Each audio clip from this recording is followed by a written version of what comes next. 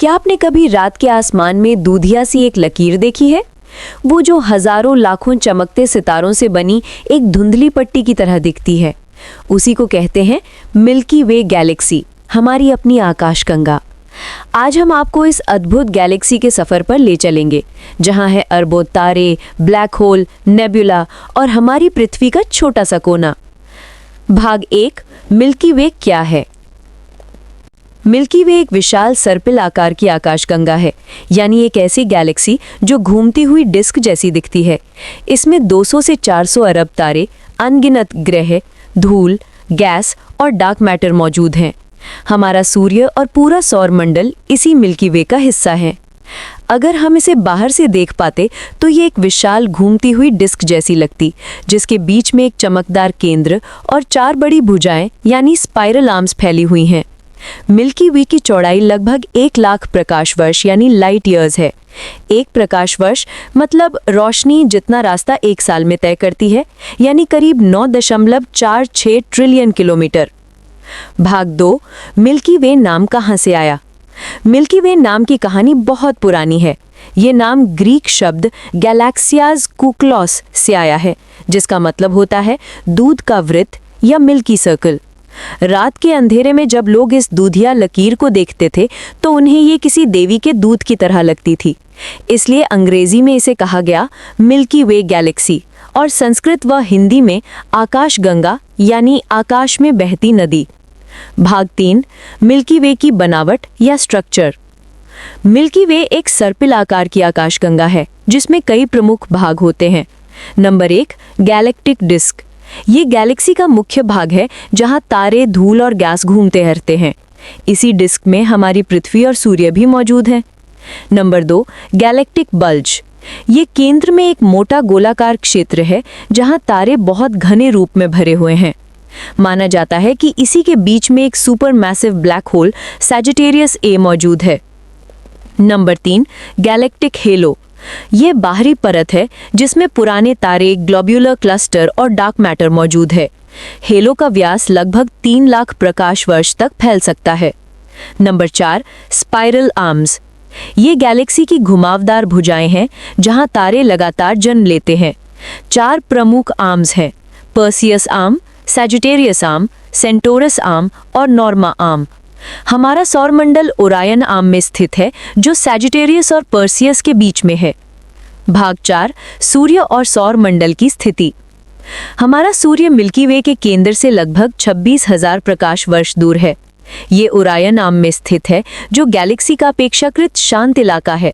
सूर्य Galaxy के केंद्र के चारों ओर लगभग 828,000 किलोमीटर प्रति घंटे की गति से घूमता है। एक चक्कर पूरा करने में लगभग 23 करोड़ वर्ष यानी गैलेक्टिक ईयर लगते हैं। इसका मतलब है कि जब डायनासोर धरती पर थे तो तब से लेकर अब तक सूर्य ने केवल 2 चक्कर ही लगाए हैं। भाग 5, गैलेक्सी का केंद्र सैजिटेरियस ए। मिल्की वे के केंद्र में स्थित है एक सुपर मैसिव ब्लैक होल, जिसका नाम है सैजिटेरियस ए। इसका द्रव्यमान हमारे सूर्य से लगभग 40 लाख गुना अधिक है। ये एक ऐसा क्षेत्र है जहां गुरुत्वाकर्षण इतना शक्तिशाली है कि प्रकाश तक वहां से बाहर नहीं निकल सकता। 2019 में वैज्ञानिकों ने इवेंट होराइजन टेलीस्कोप से इसकी तस्वीर ली थी, जो मानव इतिहास में पहली ब्लैक होल की असली तस्वीर थी। केंद्र के आसपास तारे बहुत तेजी से घूमते हैं, कुछ तो 5000 किलोमीटर प्रति सेकंड की रफ्तार से। भाग 6, तारों का जीवन और निर्माण। मिल्की वे एक जीवित गैलेक्सी है, जहां नए तारे जन्म लेते हैं और पुराने मरते हैं। नए तारे नेबुला नाम के गैस और धूल के बादलों में बनते हैं। इनमें गुरुत्वाकर्षण धीरे धीरे गैस को इकट्ठा करता है और गर्मी से नया तारा बन जाता है। कुछ क्षेत्रों को स्टेलर नर्सरी कहा जाता है, जैसे ओरायन नेबुला।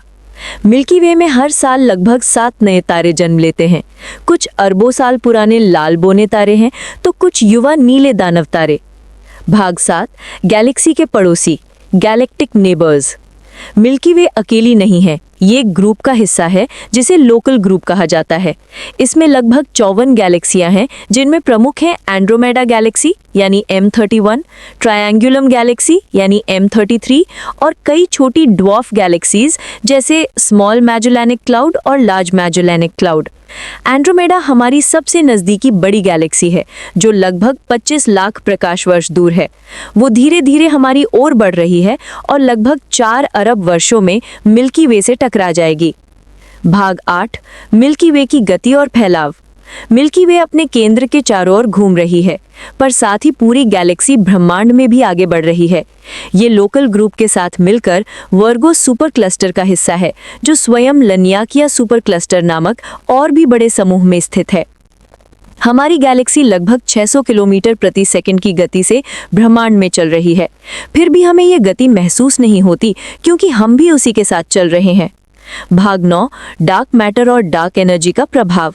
मिल्की वे का लगभग 85% द्रव्यमान डार्क मैटर से बना है, जो दिखाई नहीं देता पर गुरुत्वाकर्षण से महसूस किया जा सकता है। अगर डार्क मैटर ना हो तो गैलेक्सी के तारे अपनी कक्षा से बाहर उड़ जाएंगे। इसके अलावा डार्क एनर्जी ब्रह्मांड को लगातार फैला रही है, जिसकी वजह से गैलेक्सियां एक दूसरे से दूर जा रही हैं। हालांकि एंड्रोमेडा और मिल्की वे इसके अपवाद हैं, क्योंकि उनके बीच गुरुत्वाकर्षण का खिंचाव अधिक है। भाग 10, मिल्की वे की उम्र और भविष्य। वैज्ञानिकों के अनुसार मिल्की वे लगभग 13.6 अरब वर्ष पुरानी है। ये बिग बैंग के कुछ 100 करोड़ वर्ष बाद बनी थी। उस समय गैस और धूल के बादल इकट्ठा होकर पहले तारे और फिर गैलेक्सी बने।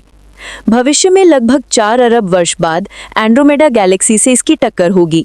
उस समय दोनों गैलेक्सियां मिलकर एक नई सुपर गैलेक्सी बनाएंगी, जिसे वैज्ञानिक मिल्कोमेडा कहते हैं। इस टक्कर से तारे आमतौर पर नहीं टकराएंगे, लेकिन उनका स्थान और कक्षा पूरी तरह बदल जाएगी। भाग 11, वैज्ञानिकों की खोज और अवलोकन।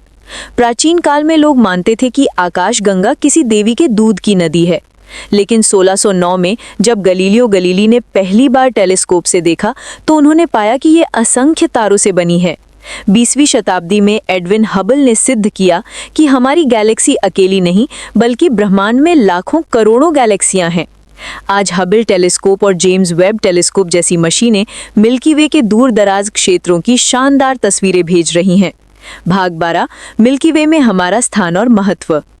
अगर हम ब्रह्मांड को एक महासागर माने तो मिल्की वे उस महासागर की एक लहर है और हमारा सौर मंडल उस लहर पर एक छोटा सा बुलबुला। फिर भी इसी छोटे से कोने में जीवन का चमत्कार हुआ है। मिल्की वे हमें ये एहसास कराती है कि हम चाहे कितने भी छोटे क्यों ना हो, हम ब्रह्मांड का एक जीवित हिस्सा है, तारों की धूल से बने, तारों की ओर लौटने वाले। तो दोस्तों, ये थी हमारी अद्भुत मिल्की वे गैलेक्सी की कहानी, जहां से हम आए हैं और जहां हमारी मंजिल भी छिपी है। अगर ये सफ़र पसंद आया हो तो वीडियो को लाइक करें, चैनल को सब्सक्राइब करें और नीचे कमेंट में लिखें आप अगली बार किस गैलेक्सी या ब्रह्मांड के रहस्य के बारे में जानना चाहते हैं।